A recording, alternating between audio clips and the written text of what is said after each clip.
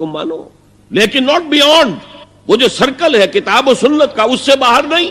لا طاعت لمخلوق فی معصیۃ الخالق، یہ آپ الجبرے کے فارمولے کے طور پر اپنے سامنے رکھیے. اب اسے اپلائی کیجئے جیسے فارمولوں کے ذریعے سے پھر بڑے بڑے وہ سم جو ہے وہ حل کیے جاتے تھے سوالات. صبح کا وقت ہے، آنکھ بھی کھلی ہے، کوئی اذان کی آواز بھی کان میں آئی ہے، آپ کا نفس کہتا ہے ابھی سو جی. آپ نے اپنی چادر یا کمبل کو درست کیا اور کروٹ لی اور سو. یہ کیا ہے؟ آپ نے کس کا حکم پیچھے پھینکا اور کس کا حکم مانا؟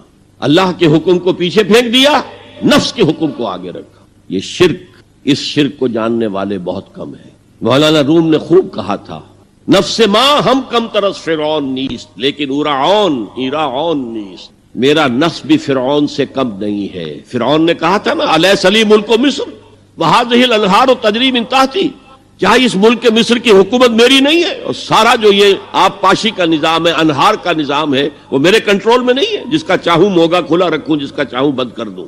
یہ تھا خدائی کا دعویٰ، انا ربکم الاعلی. تو مولانا روم کہتے ہیں میرا نفس بھی اس سے کمتر نہیں ہے. وہ کہتا یہ جسم میرا ہے، اس پر میرا حکم چلے گا. میں نہیں جانتا کون اللہ کون رسول، کیا حرام کیا حلال.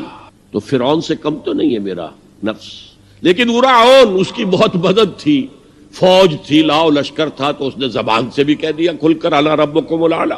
میں مسکین ہوں، غریب ہوں، میرے پاس کوئی طاقت نہیں ہے، میں زبان سے تو کچھ نہیں کہہ سکتا، اندر سے میرا نفس یہی کہتا ہے. یہ نفس کی حکومت قرآن کہتا ہے. بحران ہوتا ہوں، دو جگہ یہ مضمون آیا ہے. ارأیت من اتخذ الہہ ہواہ افانت تکون علیہ وکیلا. اے نبی تم نے دیکھا اس شخص کو، اس کے حال پر غور کیا جس نے اپنی خواہش نفس کو اپنا الہ بنا لیا ہے. اللہ اکبر. الہ، لا الہ الا اللہ، کلمہ توحید کا مرکزی لفظ یہاں آ رہا ہے. من اتخذ الہہ ہواہ، جس نے اپنی خواہش نفس کو اپنا معبود بنا لیا، الہ بنا لیا.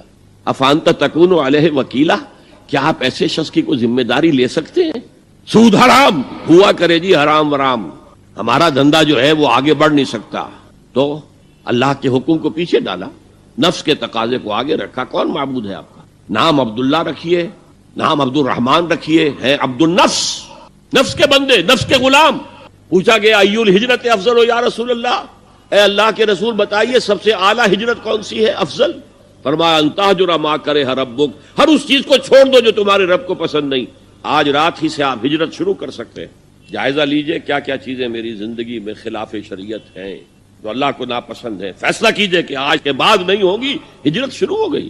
افضل الہجرہ، سب سے افضل ہجرت شروع ہو گئی.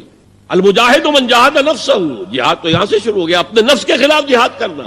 صبح نفس نے کہا ابھی سو جا، آپ نے نفس کی بات کو رد کیا، اپنا کمبل اٹھا کے پھینکا، اٹھے، وضو کیا، نماز کے لیے آپ مسجد چل دیے. آپ نے جہاد کیا نفس کے خلاف. یہ افضل الجہاد ہے. اور سب سے چوٹی اوپر یہ ہے کہ جب وہ حق و باطل کی جنگ ہو تو جان ہتھیلی پر رکھ کر میدان میں حاضر ہو جاؤ. افرأیت من اتخذ الہہ ہواہ افانت تکون علیہ وکیلا.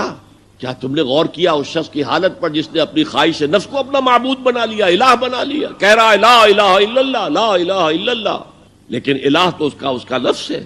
اب اس کو انتہا پر لے جائیے. عہد حاضر کا سب سے بڑا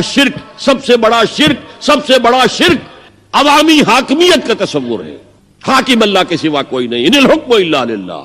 ظاہر بات ہے فرعون نے اگر دعویٰ کیا تھا میں تمہارا خدا ہوں، انا ربکم الاعلی، تو کیا اس کا مطلب یہ تھا کائنات میں نے پیدا کی ہے، تمہیں میں نے پیدا کیا؟ ذرا سوچئے. کیا وہ بزرگ موجود نہیں ہوں گے جنہوں نے اسے دیکھا ہو کہ آج اس کی ولادت ہوئی تھی، کل اس کی کوئی اور سیری بنی ہوئی تھی؟ یہ کیسے دعویٰ کیا تھا؟ میرا حکم چلے